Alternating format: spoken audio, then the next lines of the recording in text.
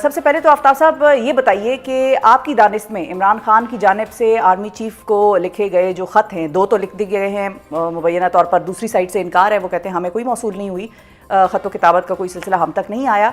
ये स्ट्रैटेजी आपको ठीक लग रही है या आपको लगता है कि ये एक अननेसेसरी किस्म का स्टेप था जो खान साहब ने लिया? देखें, अननेसेसरी किस तरह हो सकती है? उसके ऊपर कोई कॉस्ट आ रही है क्या? कोई बिल आ रहा है? कोई 40 अरब रुपए की जैसे फायर वॉल है उस तरह का कोई एक खर्चा है जो इस गरीब इकोनॉमी के ऊपर पड़ रहा है? वो अपनी फीलिंग्स जो है, अपनी फाइंडिंग्स वो लिख के भेज रहा है कि जनाब आप एक इंतहाई अहम पोजीशन पर फायज हैं इस वक्त, और तारीख में ये दौर बड़ी शिद्दत से याद किया जाएगा। इसमें मैं भी अपने 2 सेंट्स डाल रहा हूँ। जरूर, अगर हो सके तो आप भी देख लीजिए कि इसको, अगर आपको महसूस होता है कि सवाल सारे गलत थे, जवाब क्या देते, तो मत दीजिए जवाब। से हिंग लगता है ना फटकड़ी, क्या प्रॉब्लम है आपको? फिर तो जो आर्मी चीफ साहब ने कहा कि अगर मौसूल हो भी जाता खत तो मैं वजीर आजम को भिजवा दूंगा, ये बात क्या बता रही है? क्या वो बिल्कुल इस मूड में नहीं है कि पीटीआई को एंगेज करें? क्योंकि पीटीआई दूसरी जानिब हमारे प्रोग्राम पे जुनेद अकबर साहब कुछ दिन पहले मौजूद थे, वो कहते हैं कि हमारे मुसलसल उनके साथ राब्ते जारी हैं और इस्टेब्लिशमेंट ने हमें ये ऑफर दी है कि 2 साल तक आप इस निज़ाम को चलने दें, 2 साल बाद हम इंतखाबात करा देंगे, फिलहाल इस सेटअप को डिसरप्ट ना करें। अब देखें ये अंदर की बातें जो है ये तो हमें मालूम नहीं है, और ख़ास तौर पर हम जैसे लोग जो बहुत दूर बैठे हैं लेकिन जब एक पैरेलल एक्टिविटी चल रही हो और पुरस्रार सी, तो कोई बात नहीं कि इनके आपस में मामलात चल रहे हों, दिखाने के कुछ हो, करने को कुछ हो। और बाकी जहाँ तक 2 साल तक इस सिस्टम को कुछ ना किया जाए, और वो तो कुछ भी नहीं कर रहा है। इमरान खान तो नहीं कह रहा कि मैं इस सिस्टम को डिसरप्ट कर रहा हूँ, डिसमेंटल कर रहा हूँ। सिस्टम है ही कोई नहीं, सिस्टम चल ही नहीं रहा, सिस्टम चल सकता नहीं है। आप खुद बताइए, इतनी बड़ी इकोनॉमी, इतना बड़ा मुल्क, 25 करोड़ आपकी आबादी है, और आप बाय फिट्स एंड स्टार्ट्स के साथ काम करेंगे? यानी एक बड़ा ठीक ठाक एक लिस्ट है आर्ज़ों की जो आपको लाहिक हैं, माशरे से शुरू करते हुए मईशत तक आए। इसके लिए ठीक ठाक सर्जरियां चाहिए, इसके लिए ठीक ठाक थेरेपीज चाहिए, एंटीबायोटिक्स के बड़े लंबे चौड़े कोर्सेज चाहिए। अच्छा। और आप कह रहे नहीं जनाब 2 पैनाडोल दे दें और 2 साल गुजर जाएंगे, इस तरह तो नहीं होगा। वो आफ्ताब साहब पैनाडोल की बात इसलिए कर रहे हैं क्योंकि वजीर आजम साहब ने 8 फरवरी को खासे शादियाने बजाए। अभी भी वो कहते हैं कि मुल्क बड़ी तरक्की कर रहा है, खुशहाली आ गई है मुल्क में, महंगाई कम हो गई है, और अल्लाह अल्लाह खैर सल्ला, सब अच्छा है, ऑल इज वेल। वो तो मैंने गुजारिश कर दी है अपने व्लॉग्स में कि वो हेलुसिनेट करते हैं, उन्हें ये डिल्यूजन्स हैं, हेलुसिनेशन है। मैं तो एक स्टेप बहुत आगे जाता हूं इससे। ये हेलुसिनेशन होती है कि हालात बहुत बेहतर हैं, बहुत शानदार हैं। अयूब खान ने जो डेकेड ऑफ रिफॉर्म्स सेलिब्रेट किया था ना, और 1.5 माह बाद मामलात शुरू हो गए थे, उसने फिर कुछ डिलीवर किया था, फिर कुछ चीजें, कुछ इदारे कायम किए थे, हालात इससे 2000 गुना बेहतर थे। अच्छा, तो फिर आफ्ताब साहब हेलुसिनेशंस की जब आप बात करते हैं या डिल्यूजन की, तो हेलुसिनेशंस को फिर ज्यादा अरसे तक हेलुसिनेशंस रहती नहीं है, उनको खत्म होना होता है। कब तक की आप टाइमलाइन वैसे देख रहे हैं? कुछ लोगों का ये भी मानना है, और मुझे भी ऐसा लगता है कि इमरान खान साहब इस साल उनकी बाहर आने का इंतज़ाम हो जाएगा, या वो जो भी है। कुछ लोग कह रहे थे भाई शायद ट्रंप की कॉल आ जाएगी, मुशाहिद हुसैन साहब ये कहते हैं कि ट्रंप की कॉल आएगी ही आएगी, और प्रेशर वहाँ से आएगा। PMLN के अपने एक जो सीनियर रहनुमा है जावेद लतीफ़ साहब, वो ये कहते हैं कि हुकूमत मुज़ाकरात पे बैठी इसलिए थी कि हुकूमत पर बड़ा दबाव है, और हुकूमत को चाहिए कि वो ये बताएं कि दबाव कहाँ से आया और दबाव की डिमांड क्या है। आपकी क्या टाइमलाइन है ये हेलुसिनेशन ख़त्म होने की? देखें, ये प्रॉब्लम सॉल्व नहीं होगा, सोल्यूशन की तरफ नहीं जाएगी बात। अच्छा। ये एलिमिनेशन ऑफ द प्रॉब्लम की तरफ जाएगी बात। तो इसलिए ऐसे ये पुरानी बीमारियां जो है ना, इतनी जल्दी जान नहीं छोड़ा करती।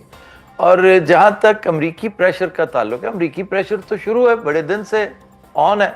5 नवंबर से ऑनवर्ड्स अगर आप पल्स को देखें तो प्रेशर तो ऑन है। अगर कोई फर्क है तो ये कि 2-3 अहम शख्सियात की तरफ से फॉर्मली कोई बात नहीं, तो हम एक्सपेक्ट भी नहीं करते।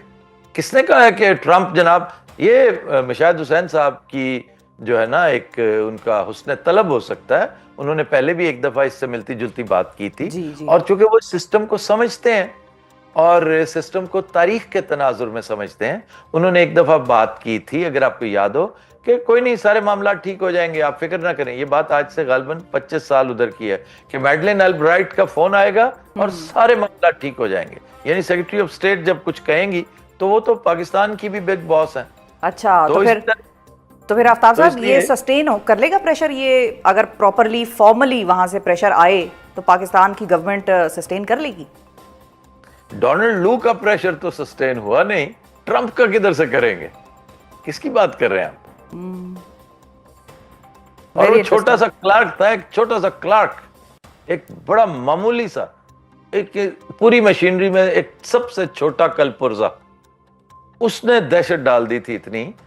तो जाहिर है वो अकेला खुद कुछ नहीं कर रहा था, लेकिन उसकी अपनी दहशत इनके ऊपर बहुत ज्यादा थी।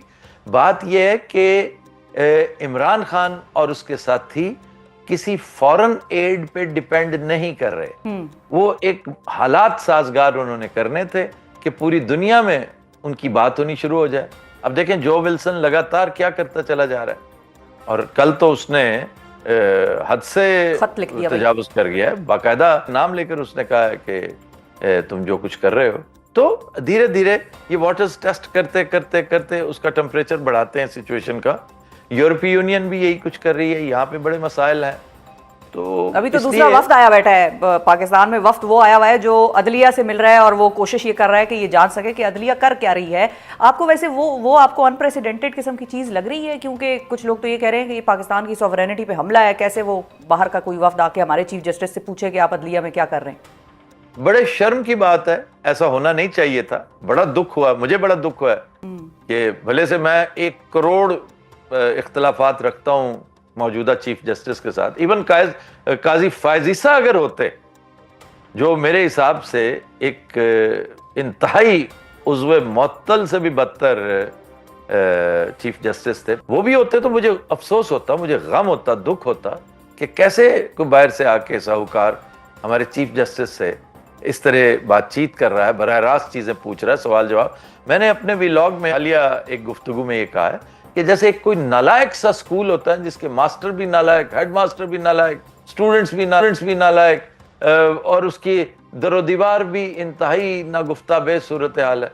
वहां पर जब महकमा तालीम की इंस्पेक्शन टीम आ चुकी हो तो वो दहशत और खौफ का जो आलम होता है वो आजकल हमारे यहाँ है। और देखिएगा इसकी रिपोर्ट पे आगे मामलात क्या होते हैं। मुझे ट्रंप से ज्यादा इधर से ज्यादा खदशात है। अच्छा, बिल्कुल सही है। अच्छा, अब क्योंकि आपने पार्टी पीटीआई का भी जिक्र किया, पीटीआई के अपने लोगों का भी जिक्र किया, आपने कहा कि वो लोग खुद भी ट्रंप पे उस तरह से डिपेंड नहीं कर रहे, या वो उतना रिलायबिलिटी उनकी उस पर नहीं है, पाकिस्तानी पब्लिक पे ज़्यादा है कि पब्लिक का सपोर्ट ज़्यादा ज़रूरी है पाकिस्तान के लिए, पीटीआई के लिए। पार्टी के अंदर जो इस वक्त मामला चल रहे हैं, इवन एक्सक्यूज मी, देखिए इवन पब्लिक सपोर्ट की भी इस वक्त जरूरत नहीं है। Try to understand. अच्छा, ये उसका काम तो खुद करते चले जा रहे हैं। सही है, लेकिन अब आगे थोड़ा सा बढ़ते हैं। पार्टी को, पीटीआई को इमरान खान की ज़रूरत बिल्कुल है, ज़रूर है, क्योंकि पार्टी के अंदर के जो हालात हैं उसको गवर्नमेंट तो एंजॉय कर रही है, क्योंकि गवर्नमेंट को लग रहा है कि भाई वो कमज़ोर हुए हुए हैं, उनमें भी टूट फूट हो रही है। पार्टी के अंदर के जो मामलात हैं, सियासी जो सियासतदान हैं उनके। पार्टी कौन सी, किस पार्टी की बात करें? तहरीक इंसाफ सर। वो क्या है? इमरान खान की जमात। इमरान खान का है ना, वो टूट फूट का शिकार है। हाँ ठीक है, लेकिन मैं वही पूछ रही हूँ आपसे। पार्टी, ठीक है, he is the party। लेकिन मतलब बाहर के भी तो उनके लोग हैं ना जो काम तो कर रहे हैं पार्टी के लिए। इनकी क्या मजाल है? ये सिर्फ चेहरे हैं, ये सिर्फ फेसेस हैं, तस्वीरें हैं, ये तब्दील हो जाएंगी। ठीक है, तब्दील हो जाएंगे, वो आपको नजर आ रहे हैं। अच्छा, एक और चेहरा भी है जो बड़ा अहम है पाकिस्तान की सियासत में, और उनको भी आपने बड़ा करीब से स्टडी किया आफ्ताब साहब, उनके हवाले से मैं खुसूसी आपका तजिया चाहती हूँ। नवाज शरीफ साहब आजकल बड़े खामोश हैं, ऑल्दो वो अपने MPs वगैरह के साथ पंजाब में मुलाकातें वगैरह कर रहे हैं, लेकिन जब इलेक्शन भी हुए उसके बाद भी जो रिजल्ट सामने आए, हमें अंदर के लोग ये बताते हैं कि बड़े बड़े सीनियर सियासतदान उनके जो हैं, उन्होंने कह दिया कि मियाँ साहब ये हम हार गए। और मियाँ साहब की जो अपनी इलेक्शन से पहले का सवाल उनसे एक सहाफ़ी ने पूछा कि अगर मखलूत हुकूमत हुई, उन्होंने कहा नहीं अल्लाह अल्लाह करें, आप कैसी बातें कर रहे हैं, मखलूत हुकूमत कहाँ से बनानी हमने। इस वक्त उनकी क्या स्टेट ऑफ माइंड आपको नजर आ रही है? He is nowhere to be seen. मैं समझता हूँ इस वक्त पाकिस्तानी सियासत पर जो इंतहाई परटर्ब्ड और एक डिस्टर्ब हुए दिमाग हो सकते हैं ना, जिसका दिल, दिमाग और रूह भी बाकायदा बेचैनी का शिकार हो, उनमें सर फहरिस्त मियां नवाज शरीफ है।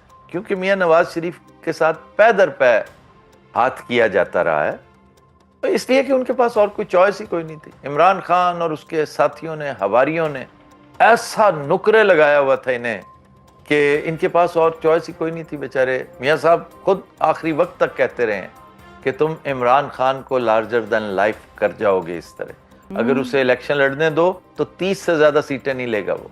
और बात भी बड़ी हद तक दुरुस्त थी। एक बड़ी अहम शख्सियत ने उस वक्त मुझे ये बताया था कि इस वक्त हालात, तब तक कुछ जुम्बिश बाकायदा हुई नहीं थी।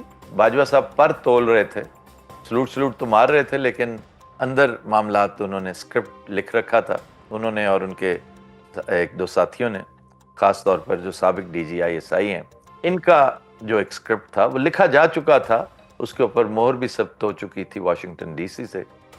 लेकिन ये कि उन दिनों वो एक बिल्कुल इम्पार्शल सा एक बड़ा एक सीनियर आदमी, उसने मुझे कहा कि हालात ऐसे हैं कि तुम देख लेना, अगर ये इलेक्शन में चला गया इमरान खान आज, तो जितनी टोटल सीटें हैं उतने कैंडिडेट्स उसको नहीं मिलेंगे।